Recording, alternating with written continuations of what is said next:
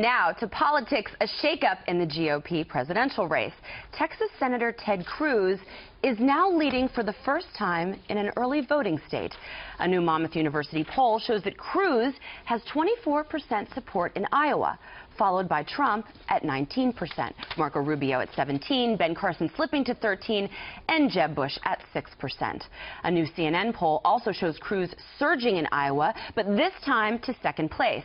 That comes just days after a separate survey also put him in second nationally. All right, Bill, this is the poll that you referenced earlier when I said this could help Trump, what he just came out with, and you said, I don't know, it's looking like things are shifting in Iowa. Do you think Cruz can take number one? I think Iowa's built for Ted Cruz.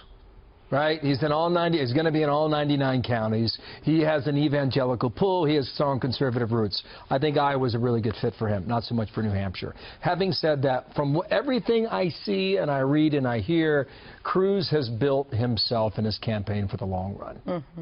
Not just in Iowa, New Hampshire, and South Carolina, but he will freely and openly admit that they are emulating Barack Obama's campaign of 2008, so that he could outflank Hillary Clinton once he got past South Carolina. And that's Cruz's ultimate strategy. We'll see if it works. Can I ask our resident track star to maybe give us a running analogy, Sandra, because I do feel like Ted Cruz is in a marathon on this one. And he is, as Bill said, uniquely suited for Iowa. It does suit him. And he's that softer Donald Trump. They do share a lot of policy positions that are conservative. And they don't go after each other yet. And they don't.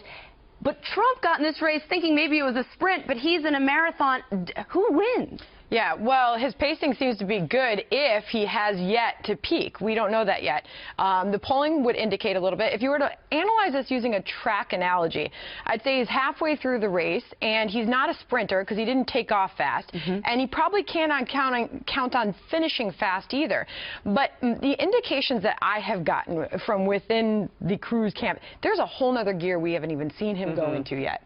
And if you're going to peak, now's not the time. Yesterday wasn't the time. He might be setting himself up for quite the next few months. You know, it's interesting. So you talked about how they haven't gone after each other. When you watched Donald Trump on that ship and he was talking, he said he enumerated the people that he's gone after. I haven't gone after Ted Cruz. He hasn't come after me. He almost said his name, and he held back, right? But we all knew who he meant.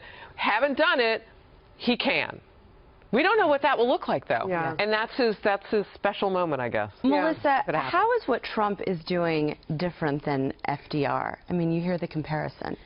I mean, that's a really interesting question. I think what it is that we don't really know what Trump's doing. I mean, back to something that Sandra said earlier, I mean, we don't know a lot about the details. He's just sort of going around and lighting things on fire, which is very appealing in a time of chaos because people are afraid and they're going to gravitate towards, you know, the candidate that inspires their passion on the issue that means the most to them, that they're most afraid about for their future and their families. It's usually money. This time it's safety. That's a big one.